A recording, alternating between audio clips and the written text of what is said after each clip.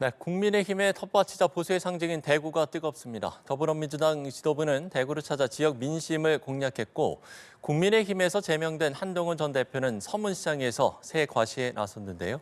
관련 내용을 포함한 정치권 이슈들 성치훈 더불어민주당 부대변인, 윤희석 전 국민의힘 대변인 두 분과 함께 자세히 짚어보겠습니다. 두 분 어서 오십시오. 네.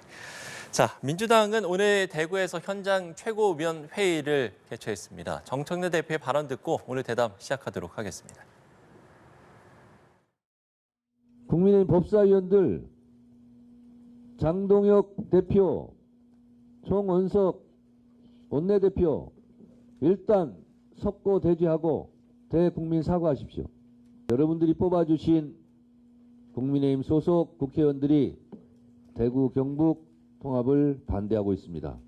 이번 대구 경북 통합이 무산된다면 그것은 100% 국민의힘 책임이라는 것을 다시 한번 말씀드립니다. 네, 정청래 대표의 이야기를 들어봤습니다만 대구 경북 통합이 무산되면 100% 국민의힘 책임이다 이렇게 비판을 했습니다. 오늘 정 대표의 대구행 어떻게 좀 분석하십니까?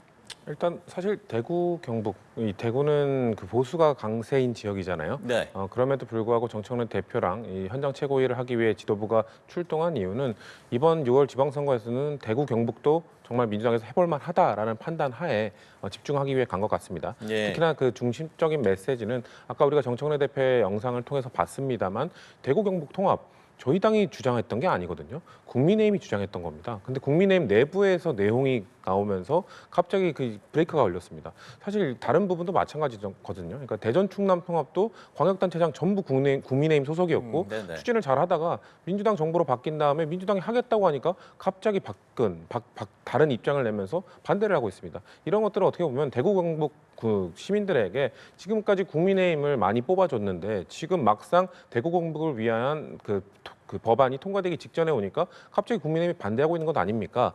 정말 이게 정말 무의로 그치게 된다면 국민의힘에 책임을 물어야 된다는 것을 정청래 대표께서 대구 시민들께 다시 한번 확인하기 위해 갔다고 보고 있고요. 국민의힘은 지금 사실 이 대구 경북만의 갈등뿐만 아니라 안팎으로 너무 많은 갈등들이 있습니다. 그렇기 때문에 저희가 굳이 그것을 파고든다기보다는 이미 내홍을 겪고 있는 국민의힘 그리고 민심과 동떨어지는 국민의힘을 대신해서 민심을 들으러 갔다 이렇게 봐주시면 될 것 같습니다. 예, 정 대표의 대구행 어떻게 보시는데요? 대구를 오늘 갔는데 이제 날짜가 굉장히 공교롭죠. 내일이면 2월 28일 대구에서는 228 민주화 운동 기념하는 날이라 아마 맞춰서 갔을 겁니다. 네.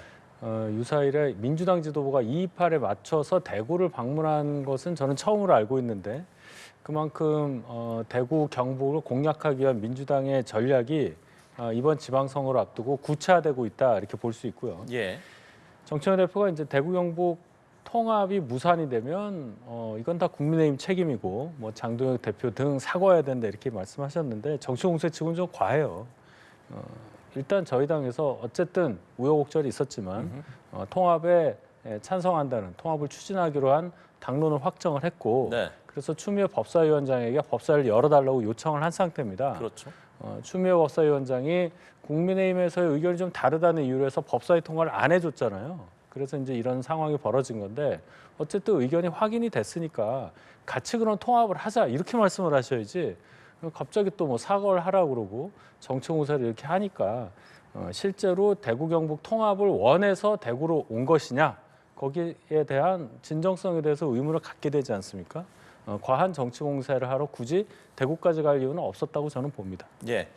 연관지어서 생각해 볼 수 있는 여론조사 결과를 좀 볼 텐데요. 어제 일단 MBS가 발표한 정당 지지도입니다.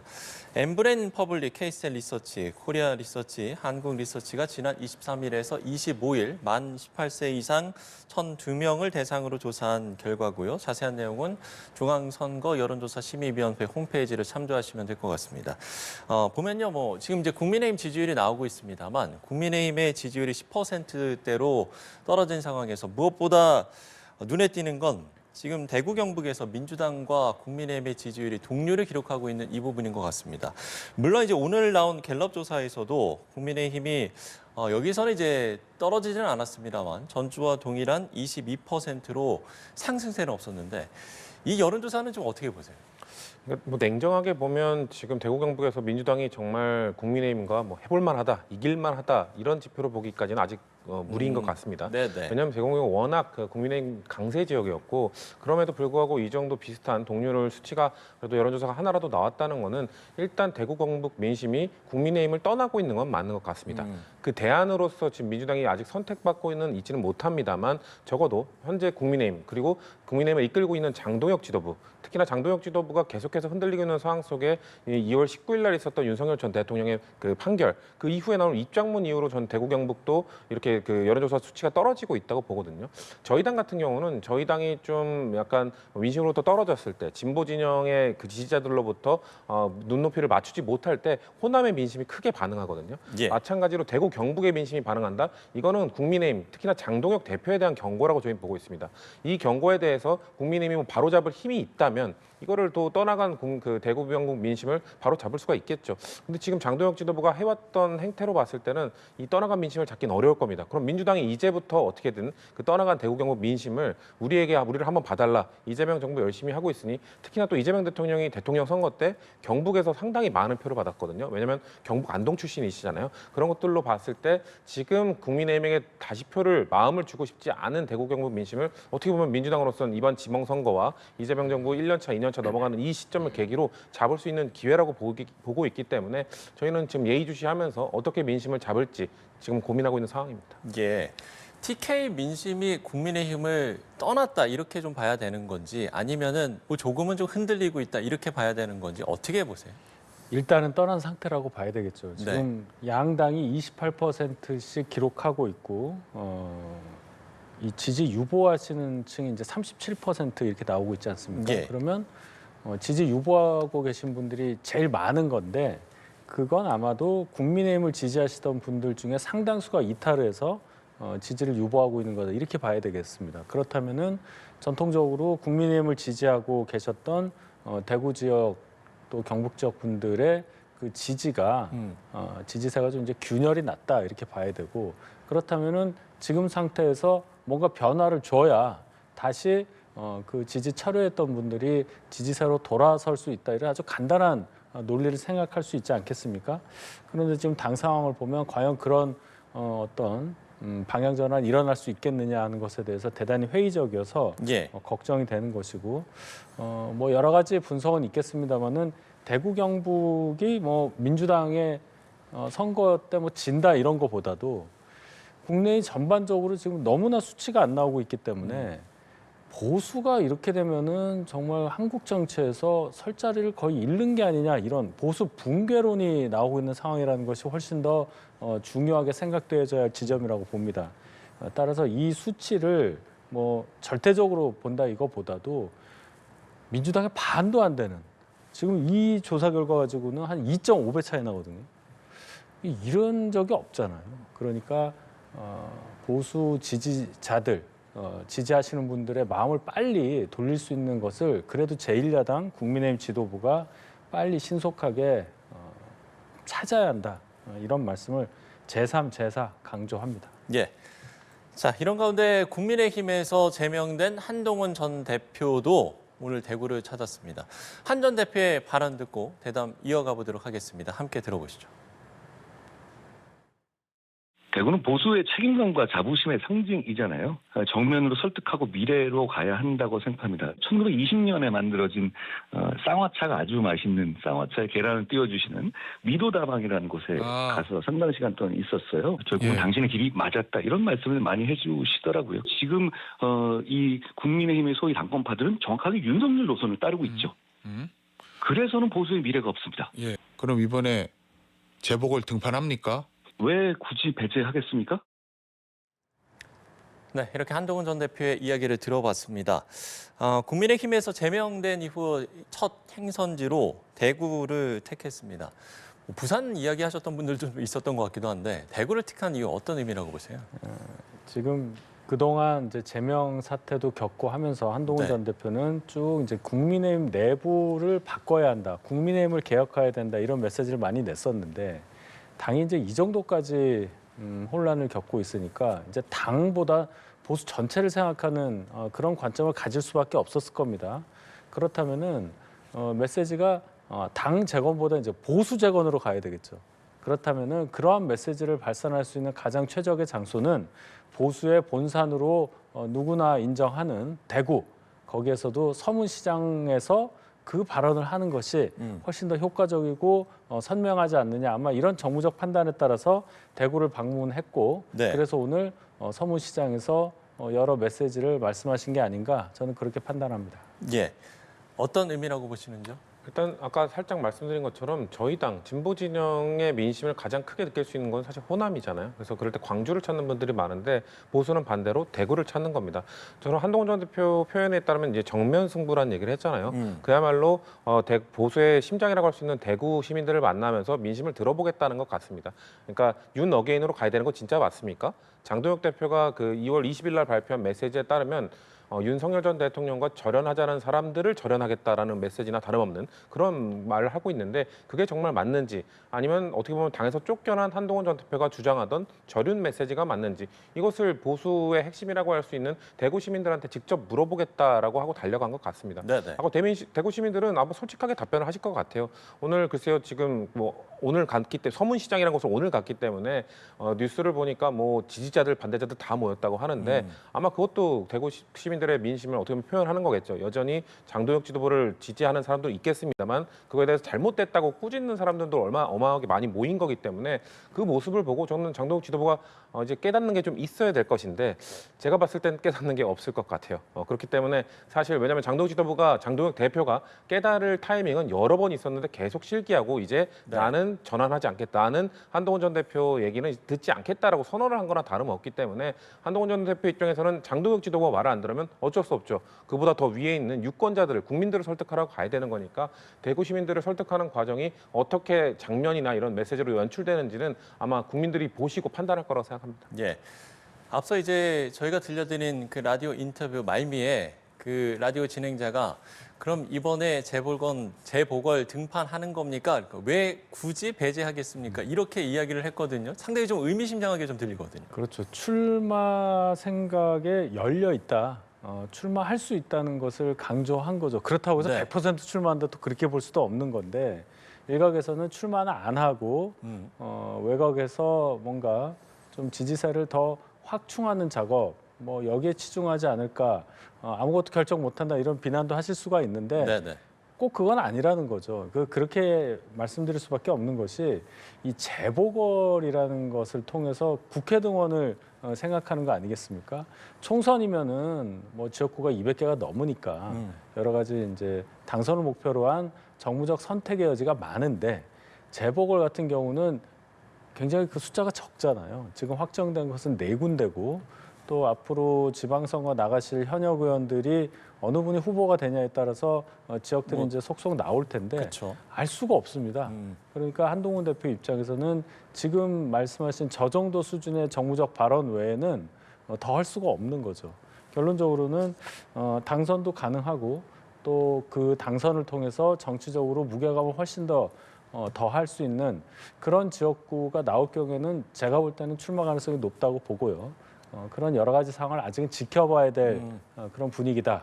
그렇게 봅니다. 네. 한 전 대표에 왜 굳이 배제하겠습니까? 어떻게 좀 들으셨어요? 사실상 출마는 하겠다라는 의지를 표명하되 네. 어디에 나가겠다는 얘기를 하기에는 아직 섣부르잖아요. 왜냐면은 대진표가 안 나오지 않았습니까? 네네. 지금 재보궐 확정된 지역이 아직 몇 개에 불과하기 때문에 아마도 광역단체장 후보로 현역 의원들이 나가게 된다면 그 지역들이 아마 추가적으로 나오게 될 거고 그런 것들을 다 보고 결정하지 않을까라는 판단 하에 아마 저렇게 중의적으로 뭔가 출마의 의사는 내비치면서 어디로 나간다는 얘기는 안 한 걸로 보여집니다. 근데 예. 장도혁 대표가 그런 얘기를 했잖아요. 한동훈 전 대표의 출마 이야기에 대해서 어떻게 생각하냐 했더니 그거에 맞춘 전략을 또 준비하고 있다는 식의 발언을 했거든요. 그러니까 지금 장도혁 대표는 대한민국의 제1야당은 지금 여당과 저희 당 민주당과 지금 어떻게 싸울지에 대한 전략보다는 아마 한동훈 전 대표가 출마했을 경우 어떻게든 그걸 끊어낼지 아마 자객공천을 보낼지 어떤 방식이 나올지 모르겠습니다만 그거에 대한 궁리만 하고 계신 것 같아요. 왜냐하면 사실상 지방선거는 아까 우리가 처음에 봤던 여론조사 지표나 이런 걸로 봤을 때 했는데 거의 포기한 것이 아닐까라는 생각이 들 정도로 그걸 반전시키기 위한 노력들이나 이런 발언들은 안 나오고 있거든요. 그럼에도 불구하고 한동훈 전 대표와 관련된 발언에 대해서는 우리가 맞춤 전략을 짜고 있다는 식의 발언을 하는 걸 보면 상당히 그쪽에만 너무 신경 쓰고 있는 것 아닌가라는 생각이 들고요. 저는 출마할 수 있는 지역은 상당히 제한적이라고 봅니다. 왜냐하면 수도권이나 민주당이 유리한 지역에 나와서는 당선되기도 힘들 것이고 아마도 그렇지 않아도 적은 보수표를 뭐 갈라치기 한다라는 비판을 받을 수 있는 건데 그렇기 때문에 결국 영남권 뭐 좀 보수에 강한 곳에 나와야 되는데 그것도 어떻게 보면 장동혁 지도부가 어떻게 보면 속된 말로 뭐 장난질을 좀 할 수도 있을 것 같습니다. 왜냐하면은 후보가 제가 아까 말씀드린 것처럼 현역 의원이 대구시장 후보나 부산시장 후보가 돼야 되는 건데 그렇죠. 그래야 자리가 비니까. 그래야 자리가 네. 나오니까요. 근데 한동훈 대표가 거기 나갈 것처럼 얘기했는데 지도부가 그럼 거길 자리를 아예 안 만들어야겠다. 현역 의원이 아닌 사람을 단체장 후보로 밀어줘야겠다고 또 판단하고 그런 전략을 또 쓸 수도 있는 것이거든요. 근데 그런 것들을 국민들 다 보고 계시거든요, 사실. 아까 우리가 처음에 말했던 지금 국민의힘으로부터 등을 돌리고 있는 보수 지지층도 다 지켜보고 있는 상황이기 때문에 그런 이른바 꼼수를 만약 쓴다면은 보수 지지층이 더더욱 등을 더 확실하게 돌리지 않을까 저희는 그렇게 봅니다. 네, 이 부분도 좀 짧게만 짚어보면 지금 국민의힘 내에서 이번에 이제 한동훈 전 대표와 동행하는 친한계 의원들 윤리에 제소하겠다 이런 목소리도 나오고 있습니다. 이 목소리는 어떻게 들으셨어요? 그런 얘기를 하시는 분들이 그렇게 많지 않아요. 네. 근데 그 말씀을 하신 분조차 당 밖의 인사와 회합하면서 정무적 판단을 하고 그분을 지원했던 전력이 있는 분들이에요. 예를 들어서 뭐 멀리 갈 필요도 없습니다. 지난해 있었던 대선 과정에서 한덕수 전 국무총리가 무소속으로 저희 당 당원 신분이 아닌 상태에서 출마 선언을 했고 그분을 지원하기 위한 활동을 저희 당 당적을 가진 현역 의원이라든지 현역 당협위원장들이 했었고 많은 증거들이 남아 있어요. 그 중에 한두 분이 지금 한동훈 전 대표와 동행하는 뭐 의원이라든지 이런 분들에 대해서 징계를 하자고 주장하고 있거든요. 그럼 그분들부터 먼저 징계하고 가야 되는 게 순서겠죠. 네네. 따라서 지금 이 사안을 가지고 징계 운운하는 것이 저희 당 상황에서는 맞지 않다. 그래서 당권파인 뭐 김재원 최고위원도 이거는 가능한 일이 아니다라고 말씀하셨기 때문에 그냥 주장 정도로 저는 생각하고 있습니다. 네, 좀 짧게 좀 들어볼까요? 글쎄요, 뭐 지금 이런 그 정도 얘기도 못하는 국민의힘 사정이 된 겁니다. 사실 국민의힘에서 지금 쫓겨난 분들을 보면 사실 뭐 여러 가지 이유들, 예를 들면 뭐 김종혁 전 최고위원은 당대표 비판했다가 쫓겨났잖아요. 근데 쫓겨난 사람, 어떻게 보면 이제 무소속 선분이 된 사람과 함께 한다고 해서 함께 일정을 소화한다고 해서 그 사람까지 징계할까? 저희로서는 솔직히 납득이 잘 안 되거든요. 근데 그럼에도 불구하고 그런 이야기를 할 수 있고 꺼낼 수 있는 게 지금 국민의힘 분위기가 된 겁니다. 당대표의 의견에 반대하는 사람, 이런 사람들은 쫓아내고 징계하고 배현진 전 서울시당 위원장 뭐였죠? 대통령에 대해서 비판글 올린 거 그거 경고받았습니다. 그럴 정도로 지금 국민의힘 내부 분위기가 뭔가 계속해서 집권 여당을 견제하기 위해 힘을 모아야 된다는 뭐 명분은 내세우고 있습니다만 사실상 다른 의견을 수용하지 않는 상당히 독재적인 운영을 하고 있다라고 보고 있기 때문에 글쎄요. 그런 운영 역시 지금 국민의힘이 지지율이 계속 하락하고 있는 원인 중에 하나가 아닐까 저희는 그렇게 보고 있습니다. 예, 알겠습니다. 자, 이렇게 국민의힘 이야기를 해봤습니다. 자, 이런 가운데 국민의힘이 연일 민주당 서울시장 예비 후보인 정원호 성동구청장을 구청장에 대한 공세를 이어가고 있습니다. 좀 관련 발언들을 보면 일단 지금 김재섭 또 안철수 국민의힘 의원이 좀 비판을 하고 있는 상황인데 김재섭 의원 같은 경우는 영세 때 논매매한 정원호 구청장, 그러니까 이재명 대통령이 이야기하는 이 매각 명령 대상의 1호 조사 대상이다 이렇게 이야기를 하고 있고 안철수 의원 또 그 밑에 또 김재섭 의원 계속해서 좀 비판을 하고 있는데요. 이 목소리 좀 어떻게 듣고 계십니까? 일단 정원호 구청장에 대한 이런 공세 수위가 계속 높아지는 걸 보니 우리 당의 유력 서울시장 후보로 발돋움하고 있구나라는 게 드러나는 것 같습니다. 서울시장 후보가 된다면 당연히 검증을 받아야 되는 건 맞습니다. 하지만 저렇게 확인되지 않은 사실로 공격을 하게 될 경우 오히려 때리는 주먹이 더 아플 수도 있는 것이거든요. 예. 뭐 몇 가지만 말씀드려도 김재섭 의원이 말하고 있는 이 농지 관련된 부분도 정말 그 과거에 정말 농사를 짓던 땅이라는 건 이미 드러나 있고요. 하지만 그게 맹지, 이른바 농사를 지을 수 없는 땅이 돼버렸고 그렇기 때문에 잘 팔리지도 않는 상황입니다. 그리고 김재섭 의원이 처음에 지적했던 농지법의 규정에 그 제한을 받지 않는 소급 적용되지 않는 과거에 증여받았던 땅입니다. 그렇기 때문에 별로 그렇게 날카로운 공격이 아니었다는 말씀을 드리고 네네. 안철수 의원의 공격은 조금 더 이른바 황당합니다. 통일교의 개발 지역이었다. 이게 도로로 20km가 넘는 멀리 떨어져 있는 지역이거든요. 그리고 그 통일교 관련 뭐가 개발이 된다고 지금 거기에 지어 있는 뭔가 그 발전할 수 있는 땅값이 오를 여지도 아니고요. 또 성동구의 힐링센터 역시 오히려 성동구의 힐링센터라는 것을 성동구청장, 정원호 구청장이 얼마나 민주적으로 그것을 설정했고 지정했고 만들었는지를 드러낼 수 있는 기회라고 봅니다. 사실 국민들이 이 뉴스를 봤을 때는 성동구 힐링센터가 왜 그 지역에 있지? 그 지역에 있지? 힐링센터라는 게 왜 그 구를 벗어난 다른 지역에 있지? 이런 생각부터 하실 거거든요. 근데 그게 결정되는 과정 자체가 매우 민주적이고 참여적으로 이루어졌거든요. 그렇기 때문에 안철수 의원 그리고 그 국민의힘 의원들이 특히나 지금 그 국민의힘이 수도권의 의원이 몇 명 없잖아요. 그렇기 때문에 지금 안철수 의원도 경기도, 김재섭 의원도 서울. 아무래도 그렇기 때문에 서울시장 유력 후보로 떠오르고 있는 좀 정원호 구청장을 견제하고 싶은 마음은 알겠으나 공격하고 견제하고 검증하기 위해서는 좀 더 날카롭게 칼을 가셔야 될 것 같다는 말씀을 드리고 싶습니다. 예, 정원호 구청장도 구민 투표로 결정된 사업이다. 명백한 정치적 흠집내기다. 이렇게 이야기를 했거든요. 이 공세 좀 어떻게 보셔요? 일단 이제 공교로운 점이 있죠. 정원호 구청장의 고향이잖아요. 거기에 성동구 힐링센터가 들어섰으니까 이 정도 의혹 제기는 충분히 가능하다고 봅니다. 그 네. 절차야 당연히 이제 합법적으로 이루어졌을 텐데 그 합법적으로 이루어지는 과정에서도 분명히 재량권 행사가 있었을 가능성이 있으니 한번 검증을 하자는 차원으로 얘기를 하신 거고, 농지 관련해서도 법상으로야 문제가 없을 수 있다고 해도 정치권에 있는 이상 농지를 소유하고 있는 그 부분, 농지에서 농사를 짓지 않고 있는 사람이 농지를 갖고 있는 것에 대해서 경제유전의 원칙을 우리는 계속 견지하고 있지 않습니까? 그렇다면은 이러한 뭐 어떤 해명보다 내가 뭐 어릴 때 받았다 이거보다 팔겠다, 팔았어야 했는데 못 팔았다 이렇게 나오고 끊는 것이 훨씬 더 정무적으로는 현명한 판단이 아니었을까. 정원호 구청장 측의 대응에 대해서 지적할 수 있는 부분이 분명히 있다고 저는 봅니다. 예. 자, 민주당이 6.3 지방선거 1호 공천자로 우상호 전 청와대 정무수석을 강원지사 후보로 단수 공천했습니다. 또 송영길 전 대표의 복당 신청을 받아들이면서 탈당 이력에 따른 20% 감산 불이익을 주지 않기로 결정을 했습니다. 이 결정들 어떻게 보십니까? 일단 두 가지 모두 뭐 당연한 결과였다고 생각을 하고요.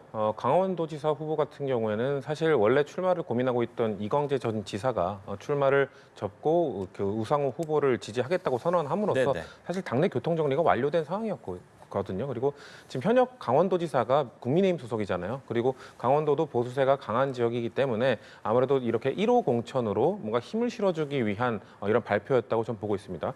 그리고 송영길 전 대표의 복당 관련 그리고 이거 그 감점 받지 않는다. 이것도 당연한 거라고 생각합니다. 왜냐하면 이 탈당 이력에 따른 감점 요인은 사실 과거에 있던 선거에서 혹시 탈당을 하고 우리 당이 아닌 우리 당에 해를 끼치는 행위를 하거나 아니면 다른 당에 소속되어서 뭔가 우리 당을 공격하거나 이런 것들이 드러났을 때 이거는 감점 요인으로 작용해야 된다라는 그런 경고성 규칙인데 송영길 전 대표가 그 당시 당을 떠날 때는 어떻게 보면 당에게 부담을 주지 않기 위해서 떠났던 것이었고, 그리고 사실 지난 총선 때 다른 정당을 만들어서 이런 소나무당을 만들어서 또 총선에 나오기도 했었잖아요. 네네. 그때도 역시 어떻게 보면 비례정당이었고 뭔가 광주 지역에서 주로 활동을 했던 걸로 알려져 있기 때문에 우리 당에 그렇게 피해를 줬다기보다는 우리 당에 부담을 주지 않기 위한 행보들을 이어왔던 분이 뭔가 어떻게 보면 법원에서 무죄 판결을 받고 돌아왔다. 그렇기 때문에 그런 탈당 이력으로 인해서 감점을 받지 않도록 한다라고 결정한 거기 때문에 당내 구성원 모두가 납득할 만한 그리고 뭐 국민들께서도 충분히 끄덕이실 만한 결정이었다고 생각합니다. 네.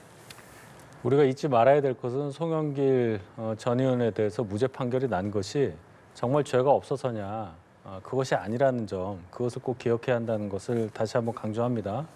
증거가 수집 과정에서 위법하기 때문에 죄를 물을 수 없다. 이게 정확한 판결의 내용이라고 저는 생각을 해요. 민주당에서 환영하면서 복당해서 뭐 다시 공직을 맡는 과정까지 무리 없이 지원해주겠다 하는 것은 그런 차원에서 본다면 대단히 아쉬운 결정이라고 볼 수도 있고, 여기서 이제 볼 수 있는 게 송영길 전 의원이 그럼 과연 이재명 대통령에게 양보했던 본인의 옛날 지역구에 출마할 수 있을 것이냐 말 것이냐. 민주당 내부에서 김남준 전 청와대 대변인이 먼저 가 있는데 그 교통 정리를 어떻게 할 것인가, 여기에 따라서 여권 내부의 어떤 권력 지형 이것을 알 수 있다. 이 부분이 훨씬 더 관심이 가지 않나 저는 그렇게 봅니다. 네.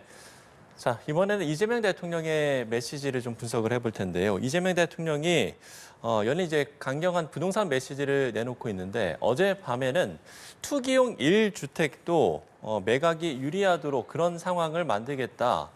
네, 이렇게 이야기를 했습니다. 이 메시지 실제로 좀 효과가 있겠습니까? 저는 부동산 시장의 반응이 조금씩 오고 있다고 생각합니다.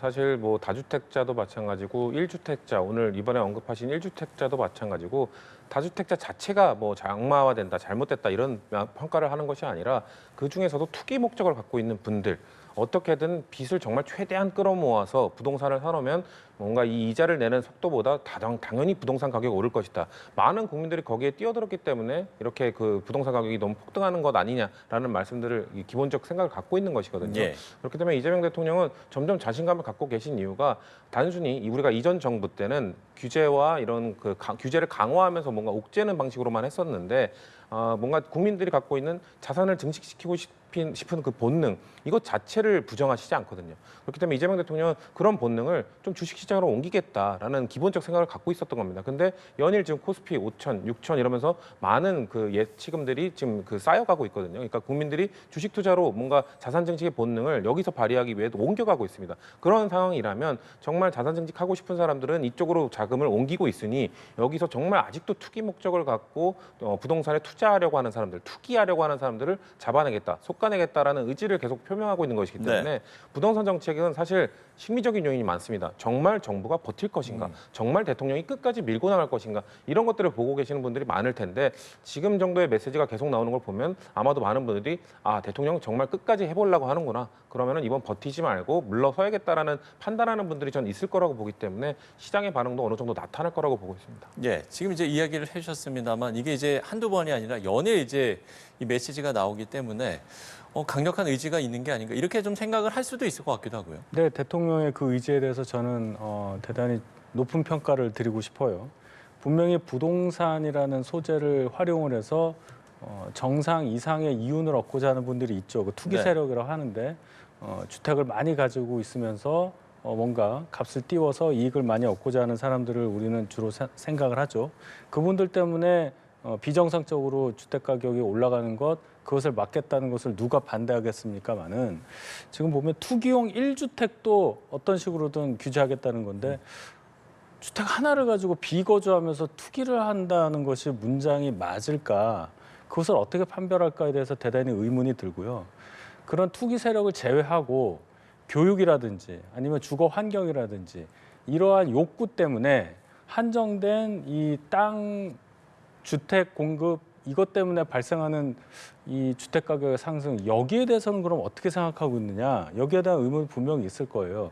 다주택자라든지 뭐 기타 투기 세력에 대한 이런 압박에 대해서는 다 환영을 하지만 그 이외의 요인 때문에 지금 말씀드린 것 같이 결론 공급이 부족해서 주택 가격이 오르는 것을 과연 어떤 수단으로 막을 수 있을 것인가. 지금 세금을 가지고 누르려고 하시는 건데 결론은 보유세라든지 뭐 거래세. 제가 볼 땐 결국 보유세로 갈 텐데요.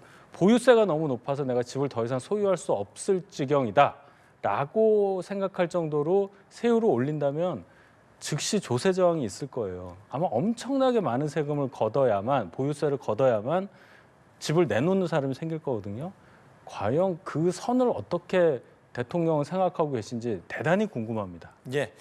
자, 마지막으로 이재명 대통령의 지지율을 보겠습니다. 한국갤럽이 지난 24일부터 26일까지 전국의 만 18세 이상 유권자 1,000명을 대상으로 조사한 결과입니다. 이재명 대통령 지지율 직전 조사보다 1%포인트 올라서 64%를 기록했습니다. 이 수치가 작년 초에 취임하면서 기록한 최고치 65%에 근접했거든요. 이런 좀 지지율 상승세 어떻게 보고 계신지요? 일단 이재명 대통령의 이런 실용주의에 입각한 국정 운영이 국민들께 좀 그래도 인정을 받고 있다라는 생각이 듭니다. 네. 국정 운영을 함에 있어서 아주 실용주의, 그러니까 이념 같은 거는 중요하지 않다. 왜냐하면 이전 대통령은 이념을 매우 앞세우지 않았습니까? 윤석열 전 대통령은 본인과 이념이 다른 사람들을 반국가 세력이라 칭했었고, 심지어 이념이 아닌 의견이 좀 다른 사람도 같은 정당, 같은 진영 안에 있어도 반국가 세력으로 칭하면서 정말 국민들이 납득할 수 없는 그런 위헌 위법적인 행동을 저지르지 않았습니까? 근데 이재명 대통령이 계속해서 뭔가 이념이 좀 다르더라도 실용적으로 이 사람이 국정 운영에 도움이 된다, 이 사람의 의견이 반영할 만하다 하면 계속 반영해서 정말 국정 운영에 좀 포함시켜주는 그런 모습들을 보여주고 있거든요. 네. 국민들께서 처음 느끼시는 것 같아요. 초반에는 정말 그대로 그렇게 할까? 그래도 진보 진영 대통령인데, 그래도 민주당 대통령인데 정말 그렇게 실용적인 걸 앞세울까라는 의구심을 갖고 계셨던 분들도 하나하나 좀 지켜보다 보니 진짜 그렇게 하고 있구나. 그리고 거기에다가 더해져서 실제 성남시장과 경기도지사를 거치면서 축적되어 있는 행정 경험이 이런 그 국정 운영을 하는데 정말 실력 발휘가 되는구나라는 걸 인정해주고 계시다고 생각하고요. 또 더군다나 이런 거 부분에 대해서 이재명 대통령이나 민주당은 저희가 무조건 옳다고 생각하지 않습니다. 근데 반대 세력 야당의 역할도 중요한 것인데, 좀 야당은 사실상 대안이나 다른 방향을 전혀 제시하지 못하고 있거든요. 그런 모습들로 봤을 때 국민들께서는 그렇다면 지금은 이재명 정부, 그렇다면 지금은 민주당 정부에 기대고 여기에 좀 힘을 실어주는 게 맞겠다라는 판단들을 조금씩 더 하시는 것 같다라고 저희는 보고 있습니다. 네. 윤 전 대변인께서는 지지율 추세 어떻게 보고 계세요? 예, 이재명 대통령이 이제 취임하신 지 한 8개월 정도 됐다고 볼 때 그동안 지지율 추이가 거의 대동소이하게 한 60% 정도, 그 이상 이 정도 가고 있는데 코스피 5천으로 대표되는 그 경제 공약들이 이제 숫자로 증명이 되니까 네. 특히나 이제 중도층에서 68%의 지지율을 얻었잖아요. 이번 조사에서. 그런 거 보면은 확실히 이제 실용적 측면에서 많이 인정을 받고 있고 또 여러 가지 환경도 이재명 대통령을 많이 뒷받침해주고 있다, 이렇게 봐야 되겠죠. 결론은 이제 이 추세가 계속 쭉 가야 되는 건데, 이제 주가만 가지고 얘기할 수는 없고, 부동산 가격도 이제 안정세에 접어들어서 이재명 대통령의 이 정책 성과가 나고 있지만 앞으로 그럼 어떻게 할 거냐? 예를 들어 부동산 같은 경우에 연말에 그 토지거래 허가구역 재지정을 또 할 거냐, 연장을 할 거냐, 아니면 해제할 거냐, 이런 여러 가지 고비들이 분명히 올 거예요. 그 상황을 더 잘 정부에서 준비해서 이재명 대통령의 국정 운영이 잘 이루어지기를 바랍니다. 네. 이재명 대통령의 지지율까지 두 분의 의견을 들어봤습니다. 성치훈 더불어민주당 부대변인, 윤희석 전 국민의힘 대변인 두 분과 이야기 나눠봤습니다. 오늘 말씀 고맙습니다.